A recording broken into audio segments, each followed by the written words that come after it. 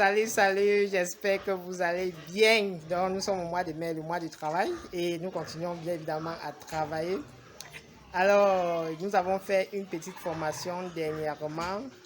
Bon, une formation, pas une petite, parce qu'une formation n'est jamais petite, étant donné que l'information vaut de l'or et nous sommes à l'ère de l'information. Donc, il est toujours important de transformer les informations en connaissances et après ces connaissances-là en compétences. Et c'est ce que nous faisons au quotidien en partageant nos connaissances avec vous, en espérant en retour améliorer vos compétences. Et surtout, que ces compétences-là ne restent pas les compétences théoriques, mais que vous les mettez en pratique dans vos différents projets afin de booster le développement du secteur agropastoral de notre continent. Parce que il est de notre devoir, comme je le dis toujours, d'assurer l'autonomie et la sécurité alimentaire sur notre continent. Et on ne pourra le faire sans la production. Certes, nous sommes dans un secteur super risqué, nous sommes dans un secteur où le risque est le plus important, raison pour laquelle tout le monde fuit ce secteur. Mais imaginez en un seul instant que nous tous, nous fuyons le secteur agropastoral qui produira pour nourrir l'Afrique. Déjà, si nous regardons un peu nos importations, nous importons l'essentiel de nos produits agroalimentaires. Je pense ici au blé, je pense au riz, je pense au poisson et bien d'autres. Donc nous tous nous consommons le pain au quotidien. Et je tiens une fois de plus à vous rappeler que ce pain est fabriqué à base du blé, de la farine de blé qui est importée. Nous consommons du riz au quotidien, que ce riz est importé. Nous consommons du poisson au quotidien.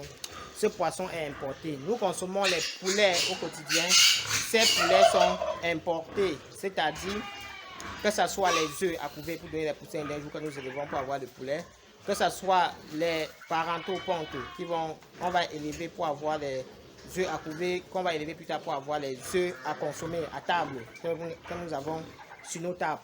Et il est de notre responsabilité de travailler pour améliorer cela. Il y a certaines filières où nous avons la possibilité d'éviter cela. Je pense notamment à l'élevage des porcs, je pense à l'élevage des ruminants, donc des ruminants petits, grands et petits. Mais je pense à d'autres élevages non conventionnels comme les lapins, comme les escargots et bien d'autres. Certes, nous ne pouvons pas tout faire, mais si nous pouvons vous motiver au moins à votre niveau à faire quelque chose de bien pour diminuer, même si c'est d'une seule tonne, nos importations, ça serait une bonne chose. Vous voyez que si 500 millions d'Africains se battent à diminuer l'importation, à chacun d'une tonne, multipliez un peu une tonne fois 500 millions, vous allez voir ce que ça va donner. Donc, il est de notre responsabilité, comme je le disais tantôt, d'assurer la sécurité alimentaire de notre continent. Alors, dans cette vidéo, je voulais vous expliquer pourquoi se former, pourquoi vous devez vous former. Vous êtes très nombreux. Bon, je tiens déjà à préciser que la formation est à plusieurs niveaux. Il y a les formations pour les entrepreneurs, ceux qui souhaitent investir dans l'agropastoral, qui ne seront pas forcément là sur le terrain pour suivre le projet. Il y a les formations pour ceux-là qui vont conduire le projet sur le terrain, c'est-à-dire les ouvriers. Maintenant, il y a la formation de recyclage. Ça voudrait dire que il y a les gens qui ont une certaine compétence, mais qui peuvent avoir les manquements sur certains éléments ou sur certains aspects de leur projet. On parle juste de les recycler sur cet aspect-là. On parle avec eux juste de cet aspect-là. Je prends un exemple. Quelqu'un peut solliciter une formation en biosécurité, donc en hygiène et biosécurité. Il dit que non, moi je constate que dans ma ferme, j'ai trop de maladies. Donc moi je veux qu'on me donne des petites techniques pour éviter ces maladies-là. Ça entre plus dans le volet hygiène, biosécurité et prophylaxie, qui peut être sanitaire ou médical. Maintenant, quelqu'un peut te dire que non, moi je souhaiterais plutôt qu'on m'explique à mes gars comment économiser l'aliment, comment nourrir les animaux sans trop gaspiller l'aliment et tout ça. Ou comment utiliser les matières premières qui sont disponibles localement pour produire leurs propres aliments. Ça, c'est l'alimentation. Bon, maintenant, en fonction de votre besoin, on peut vous former. Donc, comme je disais, nous avons fait une formation la semaine dernière dans une ferme, dans la ferme de l'un de nos partenaires à Douala, où il a lancé un élevage de poules pondeuses. Donc, je sais que, en fait, il y a tout un débat sur cette chaîne à cause de cet élevage de poules pondeuses dans la région du littoral. Donc, et vraiment, j'invite ceux-là, si vous connaissez quelqu'un qui fait dans cet élevage-là dans la région du littoral et qui a de très bons résultats, ou que vous-même, vous avez déjà eu à faire cet élevage dans la région du littoral et que vous avez de très bons résultats, nous sommes ouverts, si vous pouvez nous permettre de venir vous voir pour que vous partagez votre expérience avec la communauté. Ça serait magnifique. Que vous partagez les astuces que vous avez eu à mettre sur pied pour rendre cet élevage-là rentable déjà sur le plan technique, donc productif sur le plan technique et peut-être rentable sur le plan économique. Parce qu'en réalité, le climat de la région du littoral en général et de Douala en particulier influence beaucoup la ponte. Donc en fait, comme je le disais, il nous a invités, il nous a sollicité pour recycler son personnel. Étant donné que c'est une activité nouvelle dans sa ferme, il n'avait jamais eu à faire cela. Nous sommes partis, nous avons travaillé avec eux et je souhaiterais à travers cette vidéo partager un extrait de cette formation-là avec vous. Donc, après la phase introductive, il y aura un petit extrait qui sera partagé avec vous pour ceux qui aimeraient bien prendre un peu du temps pour le suivre ou qui ont des projets dans ce sens-là, pour qu'ils comprennent surtout ce qu'on vient faire dans le cadre de nos formations et notre approche surtout, parce que notre approche pédagogique est complètement différente de l'approche des autres. Je ne viendrai jamais utiliser les termes techniques que j'utilise lorsque je suis avec mes collègues vétérinaires ou les techniciens d'élevage. Je ne viendrai jamais utiliser ces thèmes-là devant un auditoire qui peut-être n'a aucune connaissance du langage technique. Donc moi, nous employons le langage terre à terre, comme je dis souvent, le langage pratique. Je prends tous les exemples très simples vraiment. Je pense que pour ceux qui suivent la chaîne, vous le savez déjà, vraiment, vous le savez déjà. Déjà que je suis pas un bon français, quoi, parce que le français, c'est une langue qui m'a toujours menacé. Donc du coup, il est plus facile pour moi de prendre même les exemples basiques pour permettre à mon auditoire de comprendre que de forcer un français que là où je ne m'en sors même pas déjà beaucoup. Donc maintenant, quel est le rôle de la formation? Quel est le rôle de la formation pour l'entrepreneur? Lorsque tu veux te lancer dans un projet, tu dois comprendre dans quoi tu es en train de te lancer. Donc, il est de ta responsabilité de comprendre comment va fonctionner ce projet-là. Et c'est là où tu as besoin d'une formation. Je dis ceci parce que j'ai vu un grand frère dire dernièrement que, en fait, c'était des commentaires par rapport à une formation en ligne. Il dit qu'une formation en élevage en ligne, ça m'a toujours dépassé. Et je suis tout à fait d'accord avec lui parce que, en réalité, une formation sur l'élevage est censée être sur le terrain, parce que c'est là où se fait l'élevage. Seulement que c'est pas parce que c'est pas tout le monde qui a investi dans l'élevage qui sera sur le terrain. Mais l'investisseur doit comprendre dans quoi il met son argent. Raison pour laquelle nous offrons la possibilité à ces gens-là d'échanger déjà avec nous en ligne, pour qu'on les explique dans quoi ils sont en train de vouloir mettre leur argent. Comme ça là, si après l'explication ça t'arrange pas, pardon, tu gardes ton argent. Maintenant, si après ton explication, ça t'arrange, tu mets ton argent et tu es même capable de contrôler. Parce que tu vas par exemple, d'ici et prendre le cas des porcs, tu vas dire comme bon, on m'avait dit qu'on injecte par exemple le fer le 3e jour. Mais quelqu'un vient te dire le 10e jour que je veux 100 boîtes de fer parce qu'il faut injecter le fer. Tu dis que grand, est-ce que ce n'est pas le 3e jour qu'on injecte le fer? Juste pour comprendre, c'est comme si j'avais compris quelque part. Si le gars, par exemple, ne s'était pas préparé à cette question-là et que c'était une arnaque qu'il voulait te faire en te faisant croire qu'il va acheter le fer pour injecter le 10e jour, tu vas détecter. C'est la même chose au niveau de l'alimentation. Et ça, c'était pour l'arnaque. Maintenant, du côté technique même, nous nous trompons souvent. C'est pas parce que tu as un diplôme dans un domaine ou que tu pratiques un domaine que tu ne peux pas te tromper. C'est souvent les promoteurs qui disent que, mais docteur, regarde un peu la boîte que tu as. Regarde la boîte que tu as en main là. C'est comme si c'est le fer qu'on devait faire aujourd'hui. Comment tu as pris tes vitamines? Avant que tu te rendes même compte que tu avais plutôt pris les vitamines. Donc, vous faire former vous permet aussi de superviser un peu les différentes actions qui sont menées dans votre projet. Que ce soit d'ordre technique, que ce soit d'ordre économique, que ce soit d'ordre managérial. On ne va pas venir vous raconter n'importe quoi et vous avaler parce que vous ne connaissez rien dans le secteur où vous investissez. J'ai suivi une vidéo dernièrement, un monsieur qui m'a vraiment marqué. Un grand homme. Mais le gars, lui, il n'a rien à voir avec vos histoires d'experts en ceci, d'experts en cela. Mais il a une usine d'huile qui l'explique le fonctionnement de son usine. Il présente tous les équipements de son usine, de la base jusqu'au produit fini. Mais c'était remarquable. Vous pensez qu'il peut faire cela sans les formations? Maintenant, il y a plusieurs manières de se faire former. Vous pouvez vous faire former par les lectures ou vous pouvez vous faire former par les formateurs. Donc, parce que dans les lectures, il y a certaines choses que peut-être vous pouvez ne pas comprendre. Les lectures, généralement, utilise beaucoup les thèmes que vous pouvez ne pas maîtriser, qui demandent beaucoup de recherche. Maintenant, il est possible aussi d'aller vers les formateurs. Ils vous expliquent les choses de façon basique. Ils vous expliquent les choses clairement en prenant les exemples concrets. Et c'est ce que, en fait, c'est un peu ça que nous faisons. Et je vous ai déjà présenté le volet renforcement de la capacité de votre équipe. Vous ne pouvez pas demander à quelqu'un de gagner une guerre si vous ne lui donnez pas les armes pour gagner la guerre. Nous sommes d'accord. Donc, quand tu envoies quelqu'un en guerre, il faut l'armer. Et c'est la raison pour laquelle, lorsque vous demandez un résultat à vos ouvriers, rassurez-vous qu'ils sont outillés pour pouvoir produire ce résultat-là. Et c'est là où c'est important parce que on dit souvent que la confiance n'exclut pas la méfiance. Je vais prendre un exemple. Quelqu'un peut me prendre aujourd'hui et dire que non, moi je pense que tout comme est compétent dans le domaine de l'élevage. Mais il dit que bon, tout comme il sait que tu es même très fort dans le domaine de l'élevage là. Comme il veut faire les poules pondeuses, voilà quelqu'un que je souhaiterais qui te forme même encore. Tu vois un peu si vous avez les mêmes connaissances. Là maintenant, il sera tranquille. Quand il veut venir, je dis d'abord, peut-être quand il m'a recruté, il dit que non, moi je suis fort dans les poules pondeuses. Il fait encore, donc il me fait faire un recyclage. Il dit que non, ça entre dans la politique dans ma politique d'entreprise. Quand je fais encore un recyclage, quand je viens maintenant, si je ne suis pas performant, premièrement, il dit que le gars m'a menti en disant qu'il était performant. Et secondairement, il dit que mais je l'ai même formé, il a foutu mon argent en l'air, quoi. Donc, tu pensais qu'il était armé pour mener la mission, mais tu lui as donné encore les nouvelles armes pour te rassurer qu'il est effectivement armé pour mener la mission. Et là, maintenant, s'il ne parvient pas à te produire le résultat, bon, là, tu peux l'accuser avec raison. Hein. Tu peux l'accuser avec raison. Mais tu ne peux pas prendre quelqu'un que tu ne connais même pas, tu n'as pas vérifié ses compétences. Tu le mets là, tu lui confies tout ton argent et tu dis que bon, il va me produire un résultat. Si à la fin, il ne produit pas ce résultat-là, c'est de ta faute. Parce que comprends quand tu mets ton argent, il est de ta responsabilité de te rassurer que cet argent-là suit le chemin que tu veux.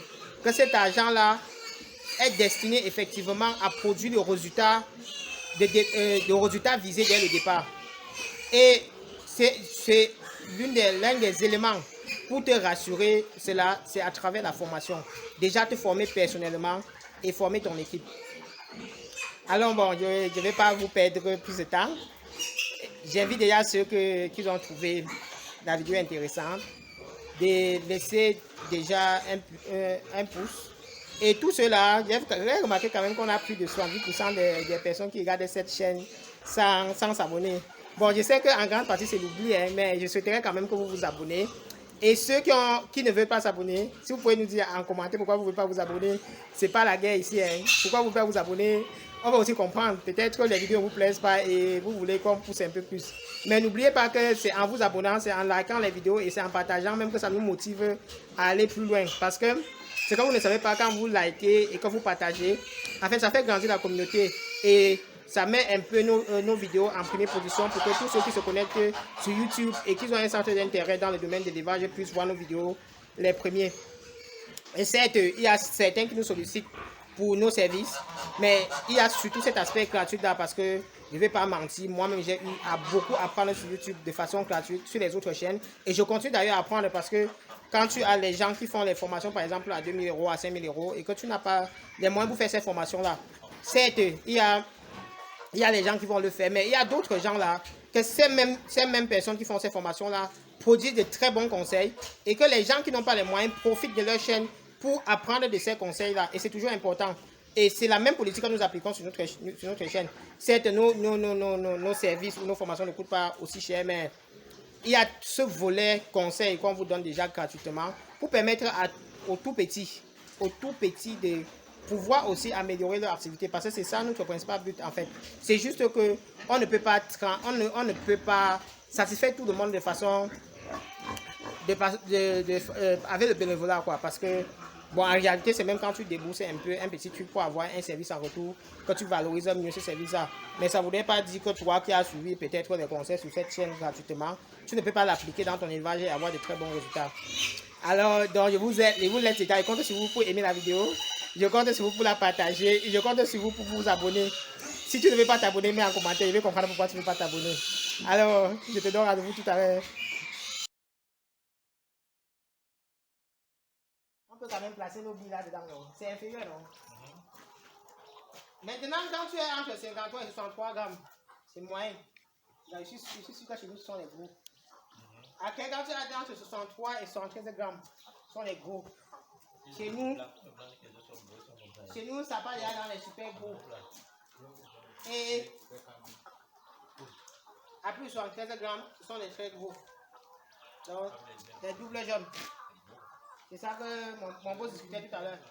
C'est ça qui est les doubles. Ce sont ceux qui ont super à 73 grammes là, qui sont généralement les doubles jaunes.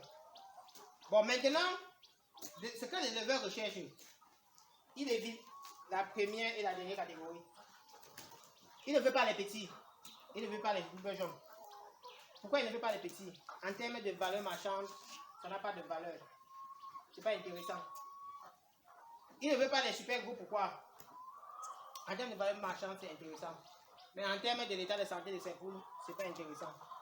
Parce que quand une poule se met à produire les œufs qui ont un poids très important, supérieur à 73 grammes, elle peut avoir des déchirures au niveau du cloaque. Donc, si elle a des déchirures au niveau du cloaque maintenant, elle entre en état de maladie. Elle ne pourra plus produire. Ça peut se compliquer si les sujets n'ont pas été bien détectés. Vous les voyez comme ça, là, ils sont très curieux. Bon, elles sont très curieuses. Dès qu'elles voient un peu de sang, elles vont piquer. Je dis que c'est pas comme ça là, elles vont piquer. Et quand une poule a une déchirure au niveau du cloaque, ça peut se transformer carrément dans le cannibalisme. Où ces soeurs passent le temps à picorer, elles agrandissent la blessure jusqu'à un niveau où tu peux voir ces intestins sortir. C'est la raison pour laquelle les éleveurs n'aiment pas trop avoir les super gros. Sinon, en termes sur le plan économique, là, c'est quand même, c'est l'œuvre des nobles. Tu vois, quand un DG arrive là, il dit, je veux la viole là. Il n'a pas un problème de prix. Je veux la viole là, parce que, généralement, il ne connaît pas le prix, parce qu'il prend tellement de choses qu'on dit 20 000. Il paye seulement. Quand il arrive à la maison, quand tu viens là, il dit qu'il faut lui servir. Il est content, il sait que non, c'est quand même moi. Donc ça, c'est un truc qui part plus vers le prestige. Oh, les autres, bon, vraiment, quand tu arrives au moment de et puis on dit, mais tu que ouais, la mère, pardon, je pas mis 500. Ouais, pardon, non, la mère, ok, donne-moi, alors il veut venir finir les 300 là demain. Donc il y a un tas de problèmes. Le second élément, après la taille de l'œuf, c'est sa solidité, c'est la coquille. Ça sert à rien de produire les œufs si tu ne vas pas vendre. Si tu pars là, si tu rentres là, tu vois qu'elles ont produit 1500 œufs. Et qu'à la fin là, tu n'as que 600 qui restent. Quand tout le reste c'est cassé, ça va te servir à quoi? Donc il y a la qualité de la coquille qu'on contrôle. Maintenant, quand on est en production, la qualité de la coquille, il y a deux éléments. Il y a la solidité, il y a la couleur. Tu vas constater que sur le marché, vous voyez les œufs de notre village, non? Ce sont les œufs blancs. Si tu viens comme ça, tu viens le matin, que les poussières ont pondu, que les œufs blancs, même toi, tu auras peur de ramasser. Et même quand tu vas aller sur le marché, personne ne va te croire quand tu vas dire que ce sont les œufs des poules pondeuses.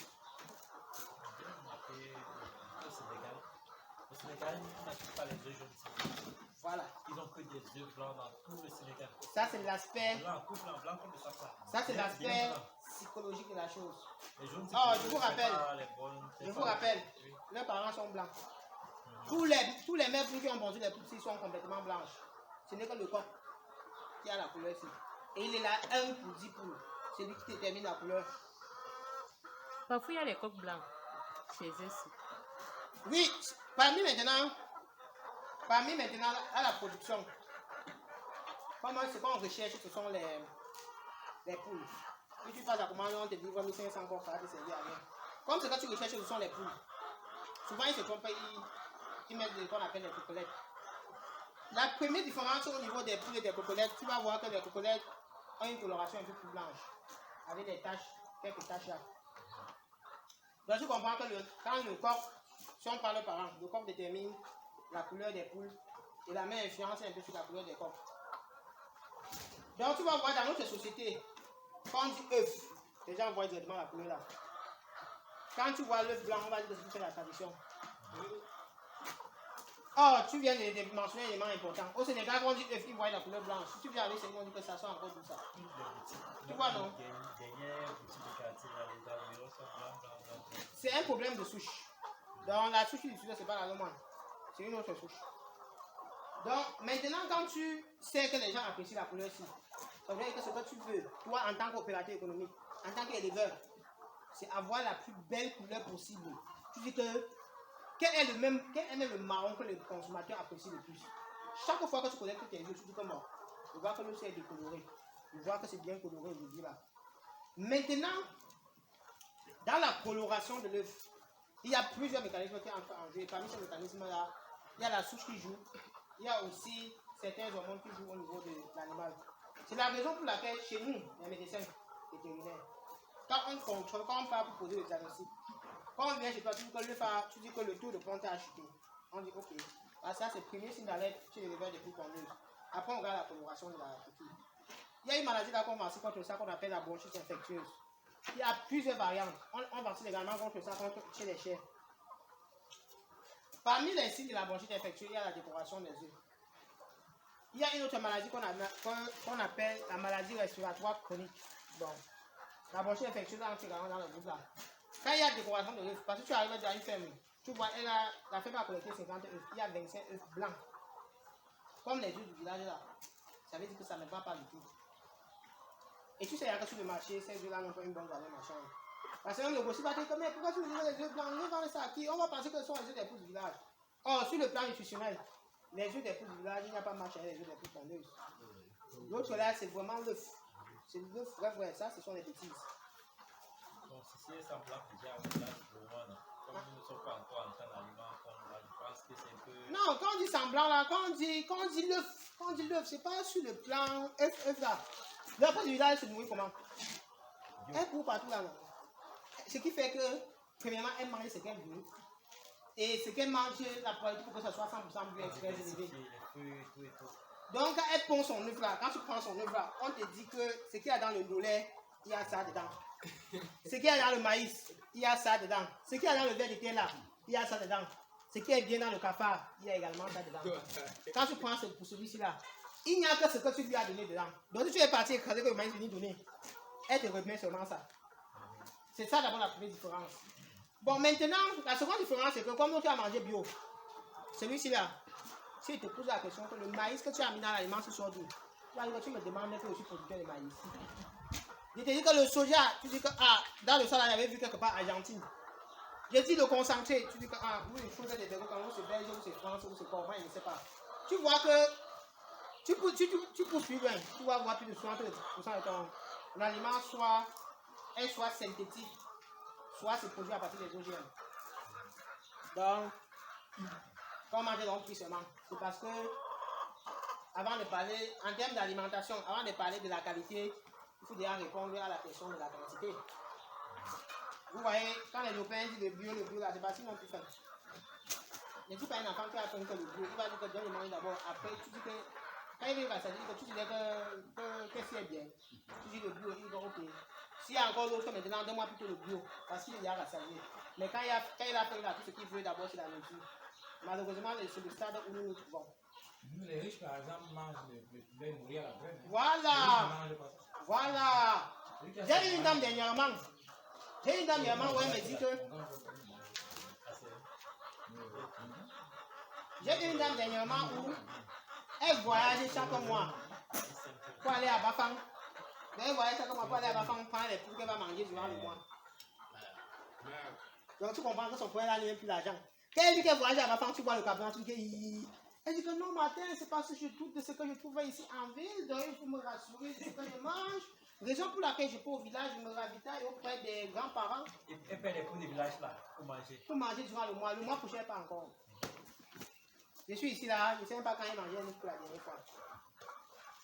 Donc, il y a ce problème-là. Bon, heureusement que notre cible est bien claire. Ce sont les gens qui ont faim.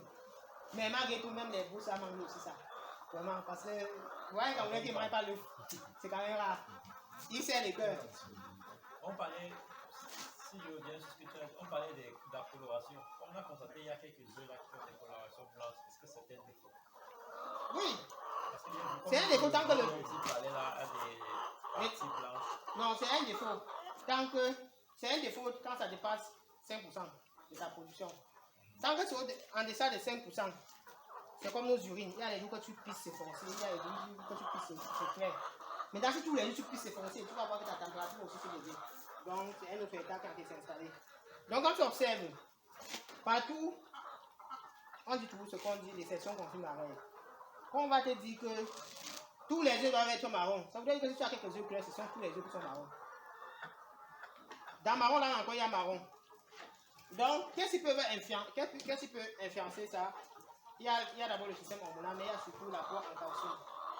Il y a l'apport en calcium parce que la qualité de la coquille, que ce soit la couleur ou la solidité, est déterminée en grande partie par le calcium. Et quand le calcium, quand l'apport en calcium n'est pas significatif, tu auras les œufs fragiles. Tu vas voir un œuf de façon physique, c'est comme si c'est solide. Mais dès que tu mets les autres œufs dessus, tu reviens, tu vois que tous les œufs qui sont en bas dessus sont cassés. Bon, maintenant, qu'est-ce qui peut impacter l'apport en calcium? Donc, ce qu'on a sur le marché, c'est que le calcium que tu achètes là, tu ne peux pas me certifier que la coquille que tu achètes là, tu peux me certifier que c'est la coquille. Si je prends ça, je prends le sable là, je mets là, tu vas venir acheter. Tu sais que ça pèse plus. Donc, quand tu dis 5 kg de coquille, quand il balance des bêtises, il y a 3 kg de sable. Tu dis que j'ai acheté 5 kg de coquille. Je t'ai dit que tu mets 5 kg de coquille dans l'aliment. Tu as acheté 5 kg de coquille, tu as mis dans l'aliment, mais tu as les œufs fragiles. Ça voudrait dire que la teneur en calcium dans la coquille là n'était pas pour 5 kg de coquille. Il y a de fortes chances qu'on a mélangé. Donc tu dois déjà être très regardant quand tu achètes des éléments pour composer la matière, pour composer l'aliment. Raison pour laquelle, quand on veut fabriquer l'aliment, on ne reste pas parce que tu as vraiment confiance en ton gars. Tu ne restes pas ici, tu appelles le commandant que what? Comprends-moi 3 sacs. Des pondeuses là, je vais passer prendre. Tu t'appelles la famille la dernière fois, non? Il dit oui, il dit ok. Après, tu ne passes même pas. Tu appelles ton gars que j'ai demandé à avoir de composer 3 sacs, pas porter, tu pars à la ferme avec. Ce que Watt peut faire, Watt dit que la dernière fois, il y avait 15 kg de maïs, 15 kg de soja. Il dit que bon, quand le soja coûte 400 là, je prends 10 kg.